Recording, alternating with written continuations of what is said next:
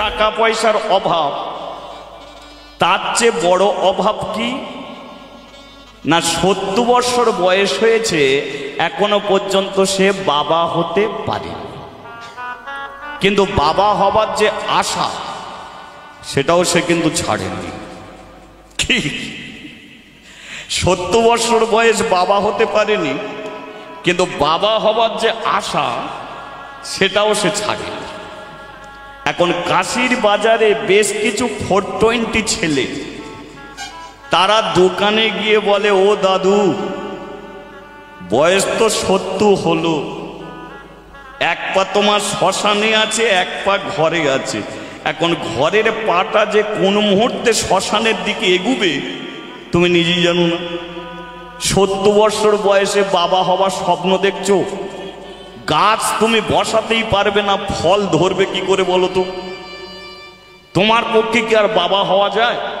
এক কাজ করো, আমরা তো এতগুলো ছেলে, এদের কাউকে একজনকে ছেলে বানিয়ে নাও, তার নামে জুতো দোকানটা লিখে দাও, আর তুমি বাড়ি চলে যাও, বাড়ি গিয়ে হরিনাম করো, আর আমরা দোকানে একটু তাস খেলবো, একটু আড্ডা মারবো, একটু গেঁজা খাবো। তার মানে 420 ছেলেদের শুধু জুতো দোকানটা হাতিয়ে নেবে। কিন্তু প্রেমানন্দ বলে, তোরা যাই বলিস তাই বলিস, বাবা আমি হব। এখন বাবা হবে বলে ভারতবর্ষে যত তীর্থ আছে চারিদিকে ঘুরে ঘুরে বেরিয়েছে, যেখানে উঁচু ঢিবি দেখেছে জড়িয়ে ধরে বলেছে আমাকে পুত্র দাও, ভগবানের চরণে মাথা ঠুকে বলেছে আমাকে পুত্র দাও, গাছকে জড়িয়ে ধরে বলেছে পুত্র দাও। এই করতে করতে 70 বর্ষ। আজ প্রেমানন্দ জুতোর দোকানে বসে মনে মনে ভাবছে, এটা তো দাসপাড়া, আর পাশের গ্রামটা হলো ব্রাহ্মণপাড়া, তাহলে এটা দাসপাড়া, পাশের গ্রামটা হচ্ছে ব্রাহ্মণপাড়া।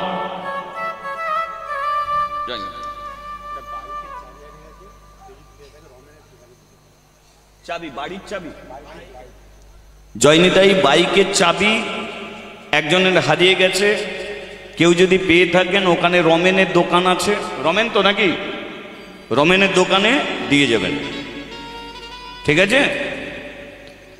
আচ্ছা কি বলছিলাম, তাহলে এটা দাসপাড়া, পাশের গ্রামটা ব্রাহ্মণপাড়া। শুনেছি ব্রাহ্মণপাড়ায় একটা রাধা গোবিন্দ পুরাতন মন্দির আছে, তা আমি তো সব জায়গায় মানত করেছি, ওই ব্রাহ্মণপাড়ার পুরাতন মন্দিরে আমি কোনোদিন যাইনি। আজকে শেষ বয়সে আমি শেষ মানত করব, আর আশা করব না, এটাই শেষ।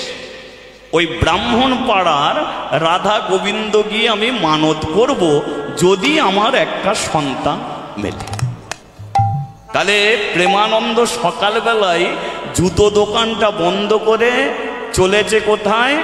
দাসপাড়া থেকে কোথা? ব্রাহ্মণপাড়ায়।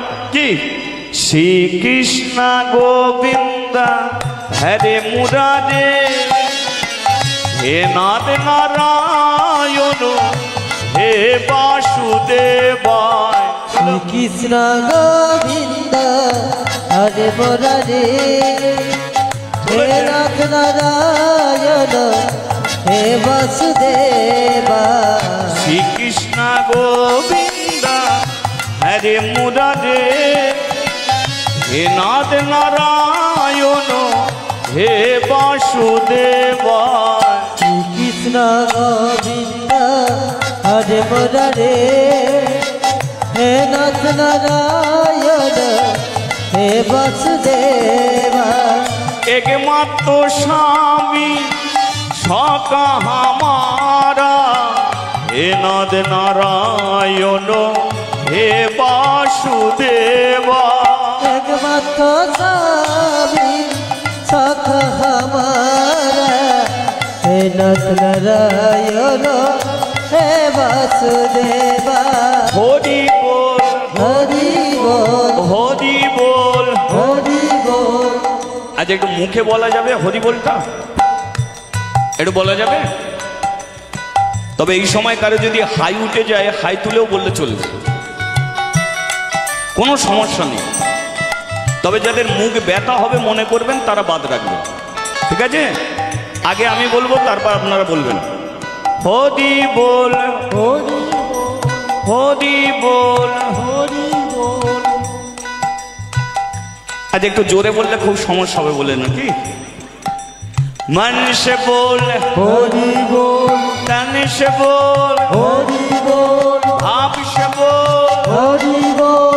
आग में बोल হরি বল। सांस में बोल হরি বল। दिल में बोल হরি বল। हाथ तुले बोल। হরি বল। আজ আমি তো নামাতে কাউকে বলিনি, তুলতে বলেছি। ওটক হরি বলো হরি বলো হরি বলো ভাই, হরি বল। হরি নামে বিনা জীবের অন্য গতি না। হরি বল হরি বল। হরি বল ভাই, হরি নাম বিনা জীবের অন্য গতি হরে নাই। কৃষ্ণ নামে বিনা জীবের অন্য গতি না। ও যে কৃষ্ণ নাম বিনা জীবের অন্য গতি নাই। ও যে হরি নাম বিনা জীবের অন্য গতি না। ও কৃষ্ণ নাম বিনা জীবের অন্য গতি নাই। বলিয়ে রাধা মাধবে কি, জয় গিরিধারী শ্রীকৃষ্ণ কি। জয়। এদিকের হলোটা কি? না না, আমি যেটা বলছিলাম, প্রেমানন্দ দাসপাড়া থেকে কোথায় যাচ্ছে মনে আছে তো? কোথায় যাচ্ছে? ব্রাহ্মণ পাড়ায়। আমি ব্রাহ্মণ পাড়ার কি হলো আমি বলবো আর কি। তাহলে প্রেমানন্দ কি করেছে? ব্রাহ্মণ পাড়ার মন্দির, মন্দিরের সিঁড়িতে গিয়ে পা দিয়েছে। কোন মন্দির শুনবেন? ঘাড় ঘোরাবেন না, আমি চঞ্চল। সিঁড়িতে পা দিয়েছে, মন্দিরে উঠবে। ওপর থেকে পূজারী ব্রাহ্মণ ডেকে উঠল, কে রে? আগে আমি প্রেমানন্দ। পুরুটা বল। প্রেমানন্দ। আরে প্রেমানন্দর পরে কি বসাস?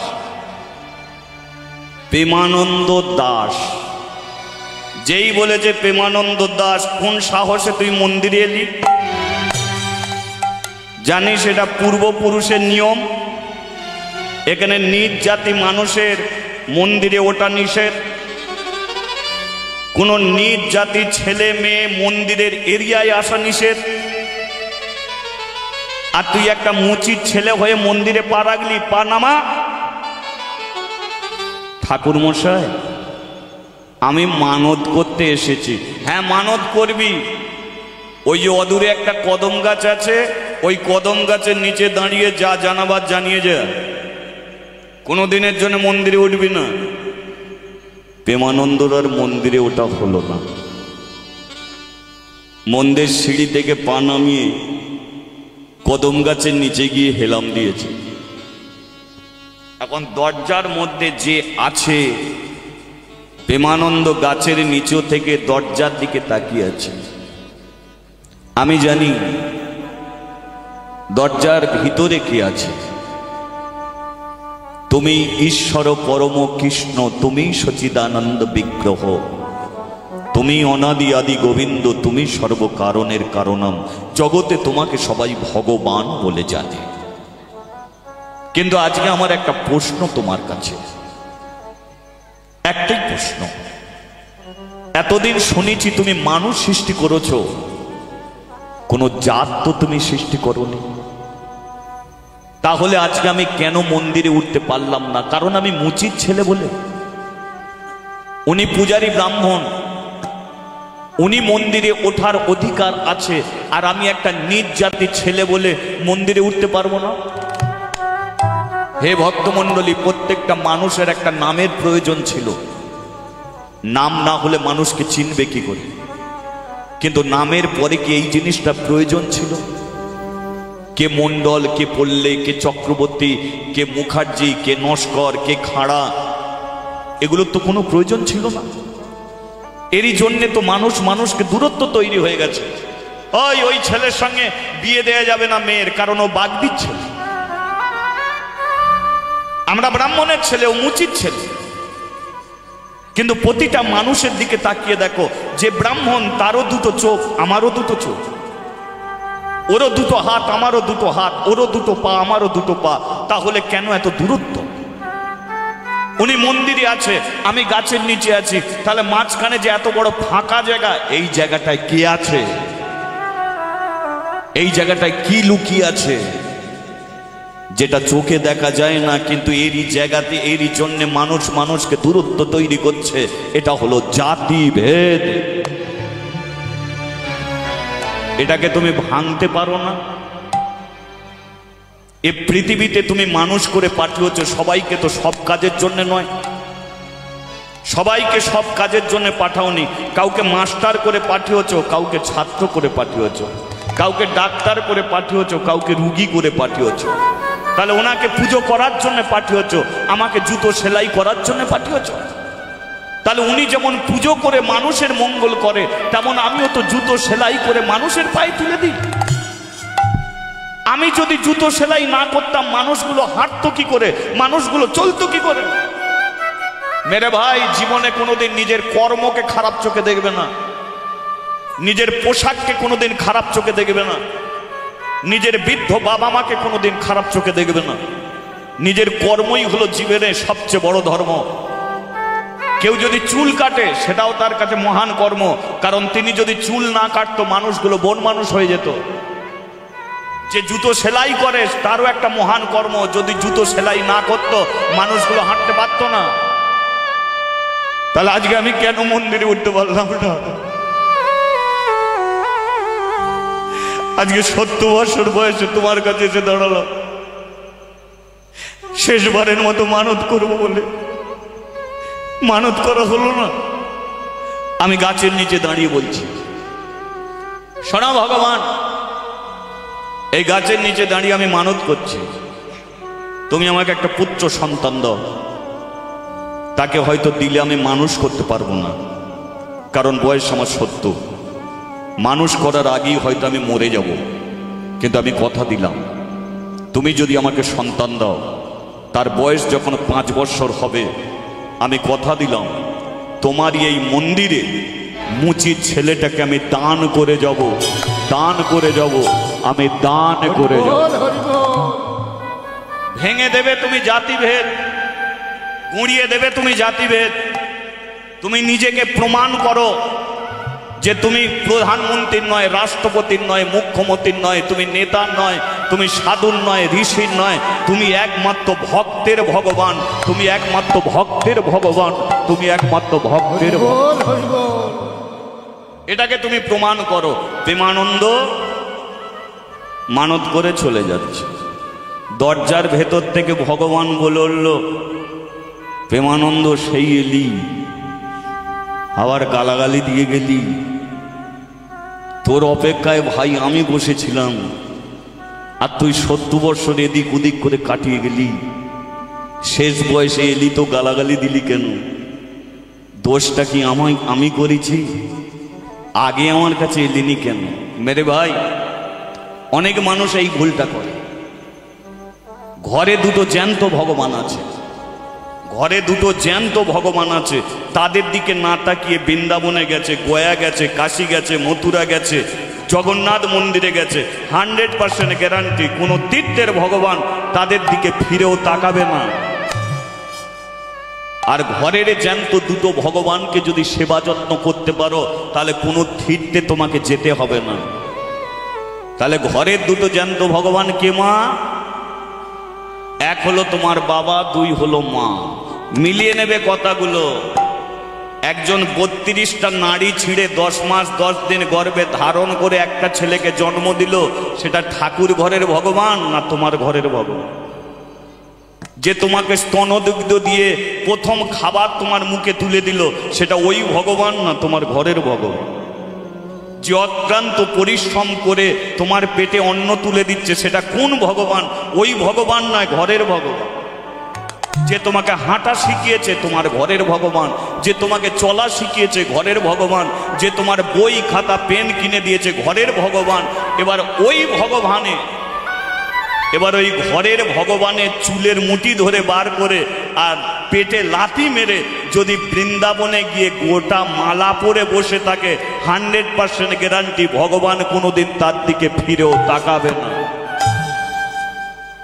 আর ঘরের ভগবানকে শ্রদ্ধা ভক্তি করলে তোমাকে বৃন্দাবনে, গয়া, কাশী, মথুরা যেতে হবে। যা প্রেমানন্দ বাড়ি যা, আমি কথা দিচ্ছি তোর ওই ছেলেকে দিই আমি জাতিভেদ একদিন ভেঙে দেবো। প্রেমানন্দ বাড়ি চলে এলো। আচ্ছা, সুদাময়ীর বয়স কত মনে আছে? কত বলেছিলাম? 60 বর্ষ। 20 বছরের মেয়ে মা হতে দেখেছেন, 30 বছরের মেয়ে মা হয়, 40 বছরের মেয়ে মা হতে দেখেছেন, কিন্তু 60 বছরের মেয়ে দেখেছেন মা হতে? আচ্ছা বলুন তো, এই গ্রামে কোনো একটা মেয়ে যদি 60 বছরে পেটে বাচ্চা ধরে, তাহলে কলের ধারে গিয়ে মেয়েরা কার কথা বলবে? ঘাটের ধারে কার কথা হবে? চারিদিকে ওইটা নিয়ে আলোচনা হবে না মা? এখন সুদাময়ী যখন 60 বছরে মা হয়েছে, তখন ওই গ্রামের মধ্যে একটাই কানাকানি চলছে, শুনেছিস 60 বছরের বুড়ি কি করে পেটে বাচ্চা ধরে বলতো? ই যেন কি যুগ পড়লো রে ভাই! কি চারিদিকে কানাকানি হবে না? সমাজ তো ওই জায়গায় দাঁড়িয়ে আছে, তাই না? একটা ভালো জিনিসের জন্য চর্চা কম হবে, আর গ্রামের মধ্যে কিছু একটা নোংরা ঘটনা ঘটুক, তাই না? ছেলে বউ নাতি নাতনি সবাই জেনে যাবে, বাচ্চা বাচ্চা ছেলে পর্যন্ত জেনে যাবে গ্রামে এমন একটা নোংরা জিনিস ঘটেছে। প্রমাণ নিয়ে নেবে। তুমি চায়ের দোকানে বসে সাজিয়ে সাজিয়ে মিথ্যে কথা বলবে, দোকানদার বলবে ও দাদা কি কথা শোনালে, চা খাও, পয়সা দিতে হবে। আর সত্যি কথা বলবে, ভাই অনেকক্ষণ চা খেয়েছিস, কেন বক বক করছিস, জানা শুনবে কি? সত্যি কথা বললে শুনবে না। তদ্দ মানুষ পরচর্চায়, পর নিন্দা নিয়ে মানুষ মেতে আছে। তাই সুদাময়ী 60 বছরে মা হয়েছে, প্রথমে একটা গ্রামের মানুষ জেনেছে, 10খানা গ্রামের মানুষ জেনে গেছে যে একটা 60 বছরের বুড়ি মা হয়েছে। সবাই অপেক্ষা নিয়ে বসে আছে, দেখি কবে ছেলে জন্ম দেয় আমরা দেখতে। তাহলে একটা বিশেষ আকর্ষণীয় দিন, ছেলে কবে জন্ম নেবে অপেক্ষা নিয়ে বসে আছে। প্রেমানন্দ একদিন জুতোর দোকানে চলে গেছে, আর সকালবেলায় ঘর থেকে একটা শব্দ উঠছে, ওয়া ওয়া ওয়া।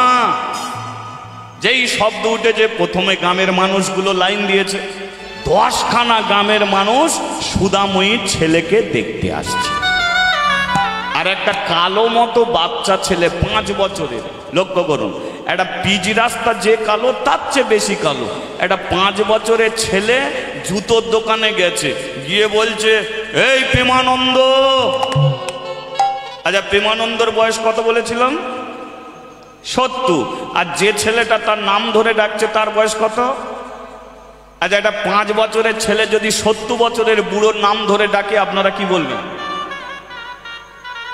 প্রেমানন্দ বলে তোর জ্ঞান গম্য নেই, আমি তোর বাবার চেয়ে বড়, আর তুই একটুখানি ফচকে তুই আমার নাম ধরে ডাকছিস, এটা কি তোর শিক্ষা? একটা ভারতবর্ষের একটা শিক্ষা আছে, সংস্কৃতি আছে। দেখবেন গরুরও সংসার আছে, ছাগলেরও সংসার আছে, কুকুরেরও সংসার আছে, মানুষেরও সংসার আছে। কিন্তু মানুষের সংসারে দেখবেন একটা সংস্কৃতি আছে। সংস্কৃতি কোনটাকে বলবেন? কোনটা সংস্কৃতি বলবেন? আপনি বসে আছেন, আপনার পাশে একজন দাঁড়িয়ে আছে, আপনার কর্তব্য, ভাইরে ঠান্ডার দিনে দাঁড়িয়ে আছিস কেন, আয় না পাশে এসে বস না, 10 মিনিট শুনিস, 20 মিনিট শুনিস, তা এত কষ্ট করে দাঁড়িয়ে দাঁড়িয়ে শোনার কি আছে, বস পাশে, একসঙ্গে হরিনাম শুনি। এটা হচ্ছে সংস্কৃতি। বাড়িতে যদি কোনো বৈষ্ণব আসে, বাবা মা শিক্ষা দেবে ছেলেকে, যা বৈষ্ণব এসেছে একটু জল নিয়ে ওর পায়ে দে, এটা হচ্ছে সংস্কৃতি। সকালবেলা ঘুম থেকে উঠে প্রথমে মাটিতে পা রাখবি না, কারণ যে মাটির বুকে তুই পা রাখছিস এটাও কিন্তু মা, আসলে এটাও মা। আমি তোর মা, আমি তোকে পেটে ধরেছি, তারপরে ভূমিষ্ঠ হবার পরে এই মায়ের কোলে তোকে আমি ছেড়ে দিয়েছি। যে মায়ের বুকে তুই পা রাখছিস আগে অপরাধ স্বীকার কর, বিছানায় বসে এই মাটিকে প্রণাম করে বল, হে মা ধরিত্রী, তোমার বক্ষ মাঝে অনেক অন্যায় করব, অনেক অপরাধ করব, সব তুমি আমাকে ক্ষমা করে দাও। এটা হলো ভারতবর্ষের সংস্কৃতি। বিছানায় শোবার আগে বালিশকে প্রণাম করে শো। কেন? আজকে তুমি বালিশকে প্রণাম করে শুচ্ছ মানে ভগবানের কোলে মাথা দিয়ে শুচ্ছ। ওরে খোকা, বালিশকে যদি প্রণাম না করিস তাহলে একদিন তোর মাথা গিয়ে শ্মশানের চিতার কাঠে পড়বে, সেদিনকে প্রণাম করা হবে না। তদ্রব এই শিক্ষাগুলো আমরা দিই না। তদ্রব আজকে প্রেমানন্দ ছেলেটাকে বলছে যে ভারতবর্ষের সংস্কৃতিটা ভুলছিস কি করে? আমার বয়স 70, তুই 5 বছরের ছেলে, তুই আমার নাম ধরে রাখছিস? এটা কি তোর বাবা মা শিক্ষা দিয়েছে? তুই তো একজন বাচ্চা। এখন যেই বলেছে বাচ্চা, ছেলেটা বলে কিনা সবাই বলে আমাকে বাচ্চা, কিন্তু কবে থাকতে যে আমি চৌবাচ্চা হয়ে আছি এটা কেউ জানে না। এখন যে ছেলেটা বলছে এই প্রেমানন্দ বাচ্চা নয়, ওটাই চৌবাচ্চা। ওর ইচ্ছাতেই দিন রাত্রি, ওর ইচ্ছাতেই জোয়ার ভাটা, ওর ইচ্ছাতেই চন্দ্র সূর্য উদয়। গোপালকে মায়েরা কোলে করে নিয়ে যায়, মনে করো না গোপাল বাচ্চা। ও কোলে উঠেছে বাচ্চা হয়ে। ও যদি ওজন চাপায় নয়, তোমার কাপড়ে থাকবে, কোল থাকবে। তদ্রুপকে বাচ্চা ভেবো না, ও চৌবাচ্চা। তাই ওই বাচ্চা ছেলেটা বলছে, শোনা প্রেমানন্দ, তুমি আমাকে বাচ্চা বলো আর চৌবাচ্চা বলো, তাড়াতাড়ি বাড়ি যাও। প্রেমানন্দ বলে, বাড়ি যাব কেন? বলে, ও প্রেমানন্দ, ও প্রেমানন্দ, করো হে আনন্দ।